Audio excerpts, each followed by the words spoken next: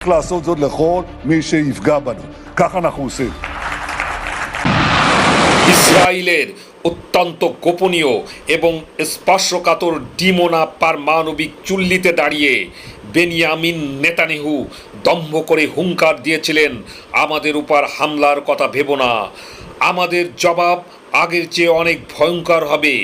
Netanyahu ভেবেছিলেন তার এ পারমাণবিক দম্ভ হয়তো তেহরানে ভয় পেয়ে যাবে, কিন্তু দর্শক, ইরান তার এ ফাঁকা হুঙ্কারের কয়েক ঘন্টার মধ্যেই মধ্যপ্রাচ্যের মাটি থেকে এমন কিছু প্রলয়ঙ্কারী পাল্টা হুঙ্কার দিয়ে এসেছে যা শুনে খোদ মোসাদ এবং পেন্টাগনের রাতের ঘুম আক্ষরিক অর্থে হারাম হয়ে গেছে। আইআরজিসির সিনিয়র জেনারেল আন্তর্জাতিক মিডিয়ার সামনে প্রকাশ্যে ঘোষণা দিয়েছেন যে তারা খোদ ভ্লাদিমির পুতিনের তৈরি বিশ্বের সবচেয়ে ভয়ঙ্কর এবং অপ্রতিরোধ্য ওরেসনিক হাইপারসনিক মিসাইল দিয়ে খোদ নেতানিয়াহুকে শিকার করবে। জেনারেল স্পষ্ট জানিয়ে দিয়েছেন, আমাদের কাছে থাকা ওরেসনিক ভার্সন দিয়ে আমরা পুরো নেতানিয়াহুকে হান্ট আউট করব, আর তোমাদের ডিমোনা পারমাণবিক কেন্দ্রে মানচিত্রে থাকবে না। এই চরম ভীতির আগুনে ঘি ঢেলে দিয়েছে ইরানের রাষ্ট্রীয় পত্রিকা।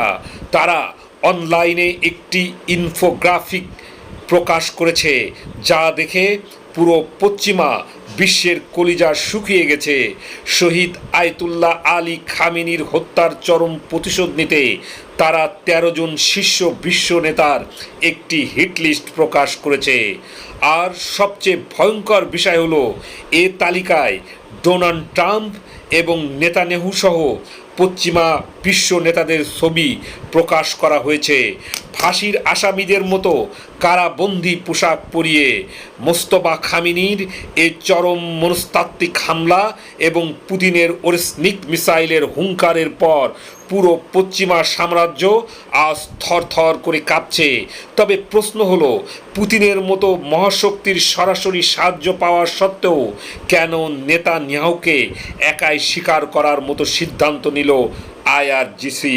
ঠিক কোন কারণে ইরানকে সবচেয়ে ভয়ঙ্কর এবং অপ্রতিরোধ্য ওরেসনিক হাইপারসনিক মিসাইল দিল রাশিয়া? নেতানিয়াহুর উপর পুতিনের কিসের এত রাগ? কী করেছিল জালিম নেতানিয়াহু? আর সবচেয়ে বড় প্রশ্ন, বাবার জানাজা শেষ হতেই কেন ইরানের একটি শত্রুকেও প্রাণে বাঁচাতে চাইছেন না মোস্তফা খামেনি? নূতন খামেনির এ প্রলয়ঙ্কারী উদ্দেশ্যর পেছনের আসল কারণটি কি? দর্শক, ভিডিওটিতে একটি লাইক দিন, ভিডিওটি শেয়ার করুন এবং পেজটি ফলো অথবা সাবস্ক্রাইব করে শেষ পর্যন্ত আমাদের সাথেই থাকুন। শহীদ আলী খামেনির হত্যার প্রতিশোধ নিতে ইরান যে শুধু মধ্যপ্রাচ্যে সীমাবদ্ধ থাকবে না, তাই তালিকা দেখলেই পরিষ্কার বোঝা যায়। হামশাহরি পত্রিকায় প্রকাশিত এই তালিকায় যাদের কারাবন্দির পোশাকে দেখানো হয়েছে তারা হলেন আধুনিক পশ্চিমা সাম্রাজ্যের মাথা। তালিকার প্রথমে আছেন খোদ মার্কিন প্রেসিডেন্ট ডোনাল্ড ট্রাম্প, তার পররাষ্ট্র সচিব মার্ক রুবিও এবং প্রতিরক্ষা সচিব পিট হেগসেথ। শুধু আমেরিকা নয়, টার্গেটে রয়েছে পুরো ইউরোপ। ব্রিটেনের প্রধানমন্ত্রী স্টারমার, ফ্রান্সের প্রেসিডেন্ট ইমানুয়েল ম্যাক্রো, ইটালির প্রধানমন্ত্রী জর্জিয়া মেলোনি এবং জার্মানির চ্যান্সেলর ফ্রেডরিক মজ। সবাই আজ আইআরজিসির ডেথ লিস্টের বন্দি। কিন্তু মোস্তফা খামেনি কেন এই 13 জনকে টার্গেট করলেন? এর পিছনের আসল উদ্দেশ্য হলো একটি মনস্তাত্ত্বিক চেকমেন্ট। মোস্তফা পুরো পশ্চিমা বিশ্বকে বুঝিয়ে দিলেন যে আয়াতুল্লাহ খামেনির হত্যার পেছনে শুধু ইসরায়েল নয়, এ 13 জন নেতার নীরব এবং সরব মদত ছিল। এখন শুধু তেল আবিবের নয়, ওয়াশিংটন থেকে শুরু করে প্যারিস এবং লন্ডন পর্যন্ত এর নেতাদের তাড়া করে বেড়াবে। ট্রাম্প এবং তার মিত্ররা আজ বুঝতে পারছেন তারা এমন এক ঘুমন্ত ড্রাগনের লেজে পা দিয়েছেন যার আগুনে তারা পুড়বেই।